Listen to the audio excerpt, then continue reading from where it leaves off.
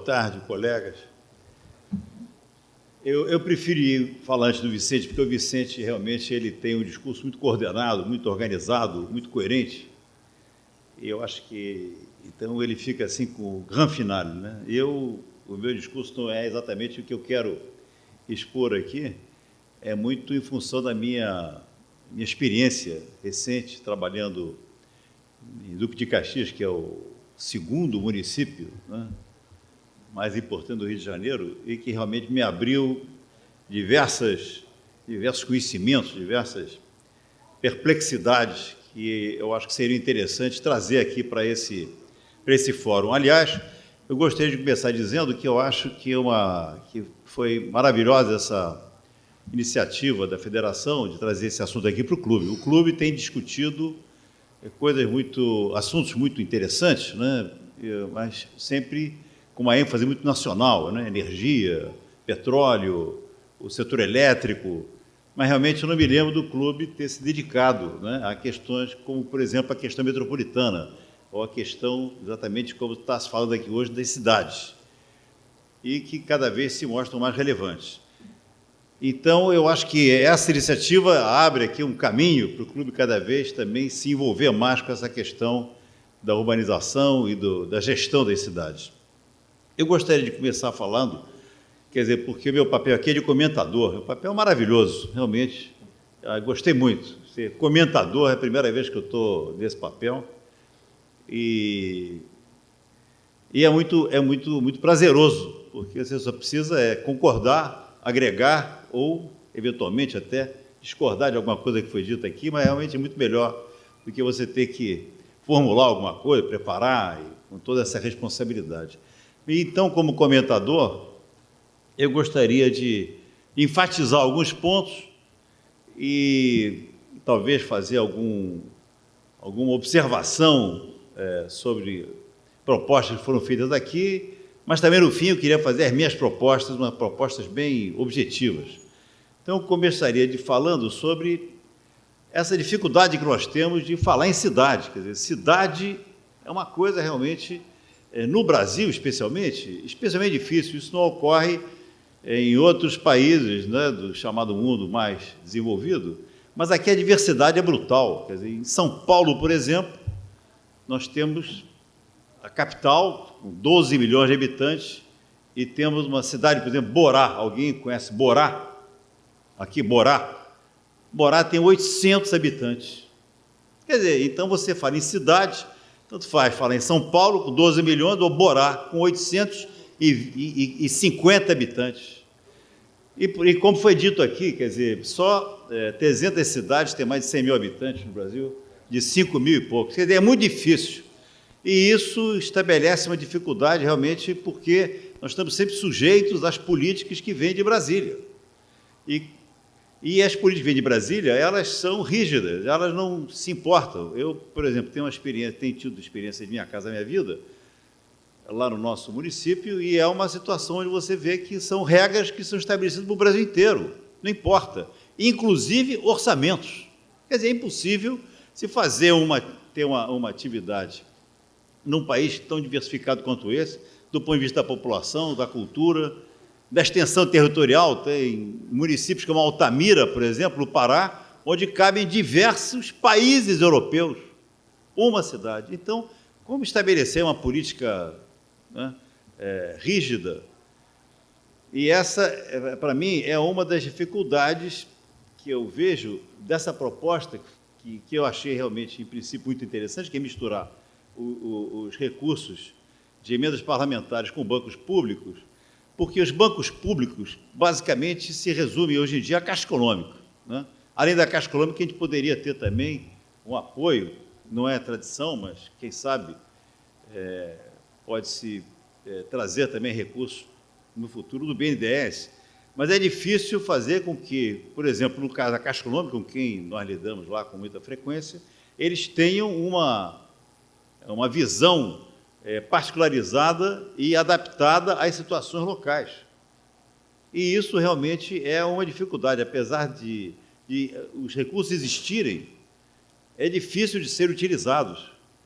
E é difícil, muito difícil, qualquer gestor, no caso prefeito, que consiga exercer o seu mandato e saia sem problemas com o Ministério Público, ou sem problemas com o Tribunal de Contas do Estado, ou com o Tribunal de Contas da União, e isso realmente demonstra que nem todos eles são corruptos ou são incompetentes, mas que realmente é uma dificuldade imensa você fazer a gestão de recursos, especialmente recursos federais, na sua esfera de atuação, principalmente nas cidades menores. A outra coisa que eu queria aqui mencionar é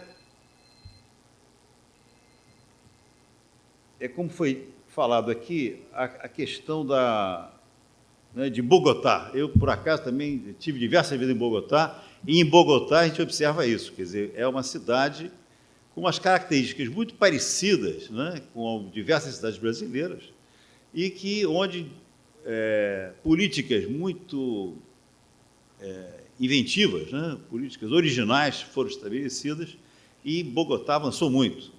É um modelo para muitas cidades, principalmente a partir, e isso é interessante notar, da gestão do Antanas Mockus.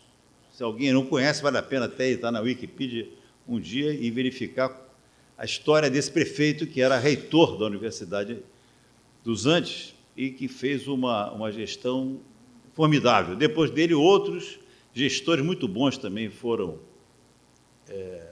prefeitos de Bogotá, e hoje eles têm diversos modelos interessantíssimos, principalmente na área da regulação e na área da adaptação de políticas à situação local, que é muito diferente do nosso modelo tradicional, que, quando a gente observa aqui no Brasil essa tendência generalizada, que é tentar imitar as cidades dos Estados Unidos ou da Europa.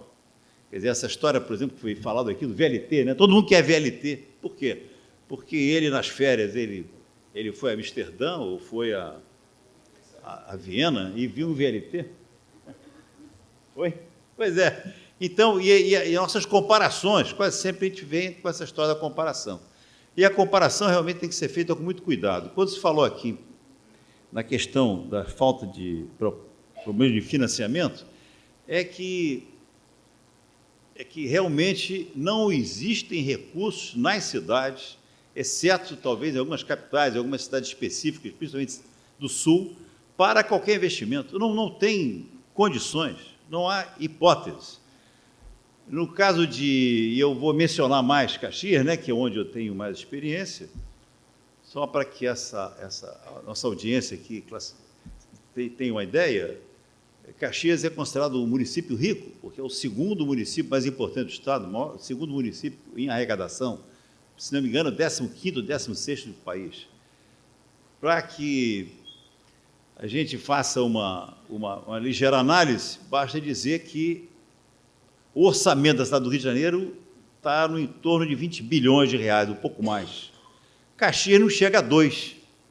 Então, o que adianta ser o segundo, se o primeiro é 20 bilhões e o segundo é 2? Lógico que a população não é igual, a população é mais ou menos 1/5, né? A diferença é 5 para 1. Mas, de qualquer forma, se a gente analisar o orçamento per capita do município como o de Caxias, é menos da metade do orçamento per capita do Rio de Janeiro, com necessidades de infraestrutura muito maiores. Quer dizer, a quantidade de crianças que necessitam da escola pública, em Caxias é alguma coisa no torno de quase 100 mil alunos, é muito maior do que da cidade do Rio de Janeiro, por exemplo. Se você observar a questão da saúde pública, então, é um milagre o que se faz. Por quê? Em Caxias, 860 mil habitantes, somente alguma coisa no torno de 10% a 15% tem plano de saúde, ou seja, para 700 mil habitantes, o plano de saúde é a prefeitura.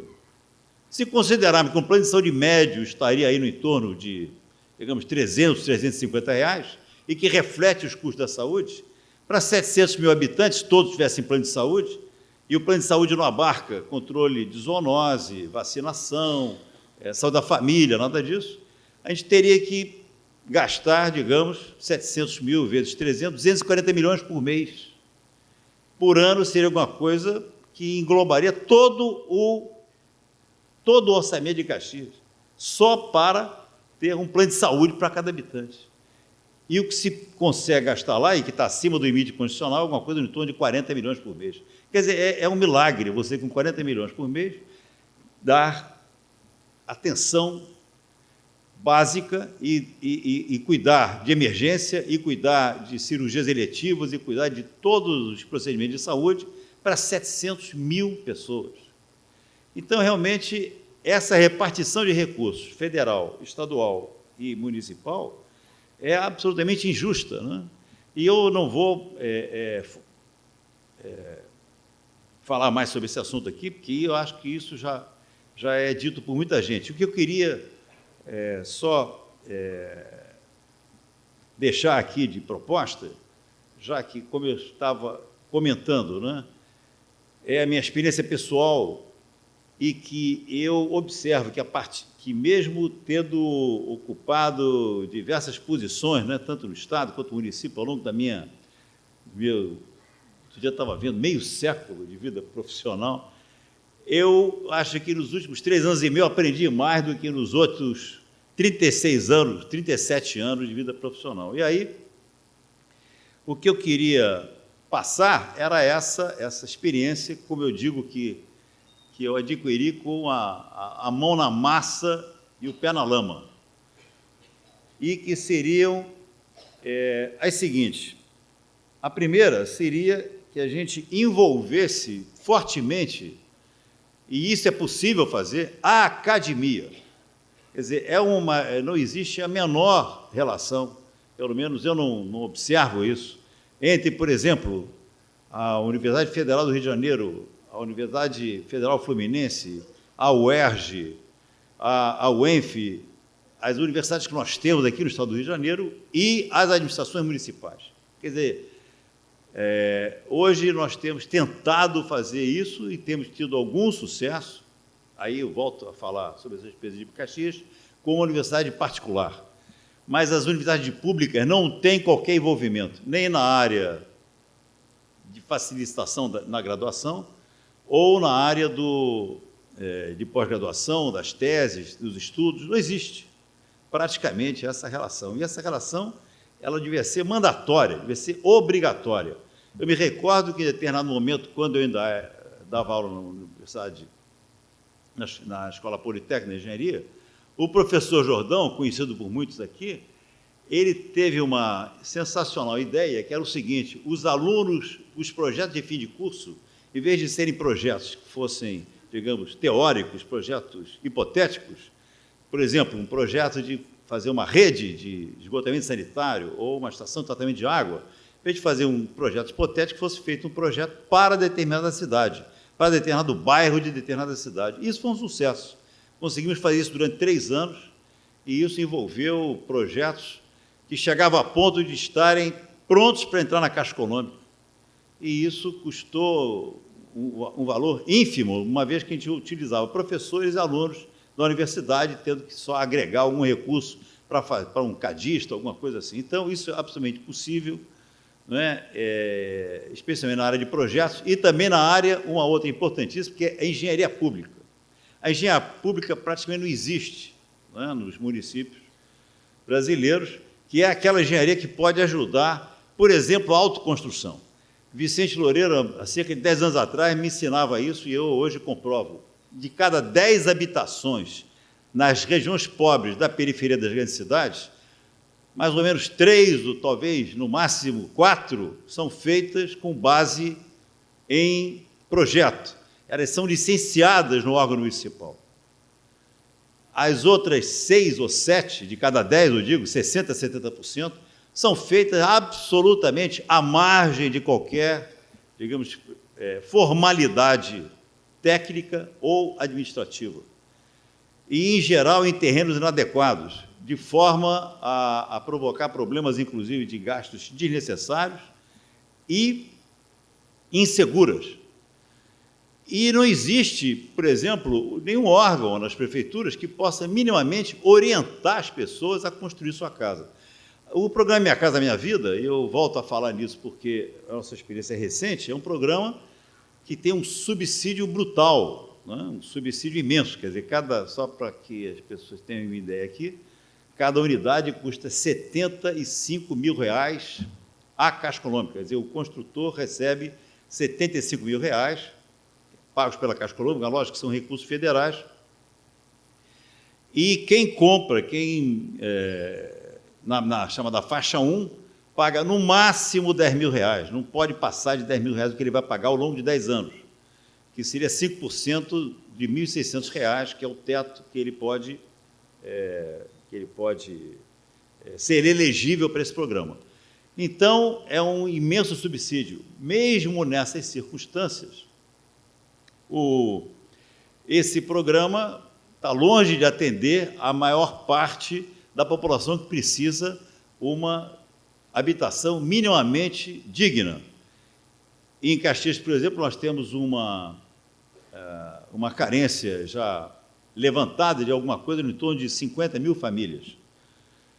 E conseguimos, a duras penas, e fomos o município que mais realizou na Baixada Fluminense, conseguimos fazer, nos últimos 3 anos e meio, cerca de 7 mil residências. Quer dizer, muito longe ainda de atender às necessidades. Então, temos que investir ainda na urbanização de áreas que não têm calçamento, que não têm pavimentação, não têm água, não têm drenagem, etc. E, além disso, apoiar a autoconstrução, apoiar a construção feita de uma maneira que possa atender à capacidade financeira que tem essas famílias dessa região tão empobrecida e que não tem condições, por exemplo, de contratar um engenheiro e pagar a RT, pagar o projetista, etc. É impossível. A gente vive esse drama na Secretaria de Urbanismo, quer dizer, o cidadão é multado porque ele não tem uma habitação regularizada com um projeto, com RT, etc., e ele fala, mas doutor, eu até procurei um engenheiro, mas ele me cobrou 25 mil para fazer projetinho e fazer RT. Eu não tenho. Se eu tivesse 25 mil, eu tinha colocado a laje, entendeu? Que vai ser muito menos que isso. Então, é uma dicotomia incrível entre o que existe de realidade nas cidades e o que a gente acha que pode existir ou tem a pretensão de que pode forçar que exista através de uma regulamentação que atende a uma parte da cidade, mas não atende a maior parte. E portanto, a gente tem que mergulhar mais nesse mundo, porque é um mundo que a gente, com toda a nossa pretensão, né, de engenheiros que conhecem muito, a gente não conhece. Eu falo humildemente aqui, com a minha experiência, que eu tive choques fantásticos, né, trabalhando nessa região. Por exemplo, uma coisa que eu já citei, talvez em uma outra audiência, quer dizer, são regiões carentes de tantas necessidades, mas o que mais me pedem, por exemplo, quando eu ando na rua e geralmente conversando com muitas pessoas, o que poderia ser? Poderia ser o quê? Poderia ser saneamento? Não é. O que mais me pedem? Poderia ser asfalto? Não é. Praça? Não é. Seria o quê? Segurança? Não é. Iluminação pública? Não é. O que pode ser? Não é? A gente fica assim, a gente nem lembra disso. É creche. Creche. O que mais pede? Creche. Exatamente porque a chance que principalmente as mulheres trabalhadoras têm de deixar seus filhos e poder conseguir uma renda em outro local, em um supermercado aqui na Zona Sul, ou numa casa de família, etc. Creche, isso eu não imaginava. Outra coisa, só para, não sei se estou me alongando um pouquinho, mas que eu acho incrível é o seguinte, eu contei que a Minha Casa Minha Vida, a renda familiar, no máximo é R$ 1.600. As pessoas pagam no máximo 5% da renda familiar como aluguel. Como aluguel não, como prestação da casa, durante 10 anos. 5% de R$ 1.680 por mês, mais do que razoável, tá certo? R$ 80 por mês, no fim do ano, quanto seria? R$ 1.000. Durante 10 anos, R$ 10.000. O máximo que se paga é R$ 10.000. Não é razoável? Não, não é. Eu fiquei perplexo. Por que não é? Porque o cidadão fala comigo, doutor, eu não tenho condições de me candidatar à Minha Casa Minha Vida. Mas você não tem R$ 80 por mês? Ele falou, não tenho condições. Eu moro numa casa onde eu não pago nada, porque está lá na beira do rio, uma área alagada. É uma posse. Então, eu não pago nada. Agora, além disso, a minha água é gato. Então, eu não pago a água. Lá eu vou ter que pagar. E vou ser mais R$ 70. Eu não pago luz, que é gato. A minha energia elétrica também é gato, seria alguma coisa do torno de R$ 90, R$ 100. Também não... E aí não tem condição. E, além disso, Minha Casa Minha Vida tem condomínio, que custa R$ 70. Se somar tudo, dá mais de 300. Eu não tenho condição de pagar R$ 300. Eu nunca imaginei, por exemplo, esse tipo de situação. Quer dizer, as faixas de renda mais baixas, elas são tão pressionadas do ponto de vista da renda e não têm condição de arcar com um programa, com um subsídio tão alto como é a Minha Casa Minha Vida. Bom, mas eu queria falar só, que queria deixar aqui duas propostas, né? Uma seria essa da academia, né? Da gente envolver mais a academia, e especialmente com relação à engenharia pública. E o outro, que eu realmente, quando, eu acho que foi aqui o nosso colega Jurandir que falou na questão da internet, né? Eu acho que realmente é o tipo do negócio que é um salto que a gente pode dar e que não é difícil. Quer dizer, todo mundo hoje tem telefone celular, todo mundo hoje minimamente tem acesso à internet, né? Inclusive as camadas mais pobres. A gente vê, nem existe quase mais lan house, as pessoas já têm o seu próprio capacidade de acesso à internet por opções de meios, mas também existem ainda muitas lan houses. Então a gente tem que realmente passar rapidamente para informatizar, e eu queria dizer isso, que é a nossa experiência pessoal lá, que está sendo a de informatizar todo o processo de licenciamento de obras, por exemplo, que é facílimo e que faz com que a pessoa possa licenciar uma obra sem sair da sua casa, ao invés de ir diversas vezes levar plantas, projetos. Eu estou falando da parte da cidade formal, né? Eu estava enfatizando aqui a cidade mais pobre e informal, mas na cidade formal as pessoas necessitam também de se adequar à regulamentação que existe, e, nesse particular, a gente ainda está no século XIX, não digo nem no século XX, em muitas circunstâncias, do ponto de vista da burocracia, da dificuldade e do custo que isso gera, fazendo, inclusive, que boa parte dos engenheiros, por exemplo, e arquitetos, atuem só do ponto de vista dessa burocracia insana, ao invés de se dedicar ao seu mistério.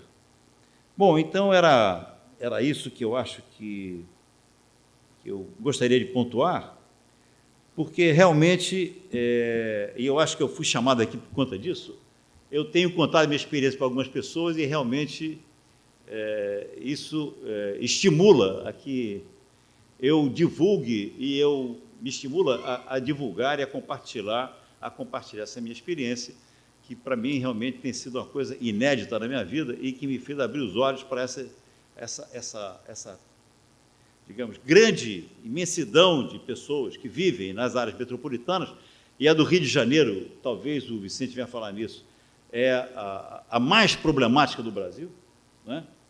A zona metropolitana do Rio de Janeiro, e que realmente a gente tem dedicado muito pouca atenção, e especialmente do ponto de vista da nossa engenharia. É isso que eu queria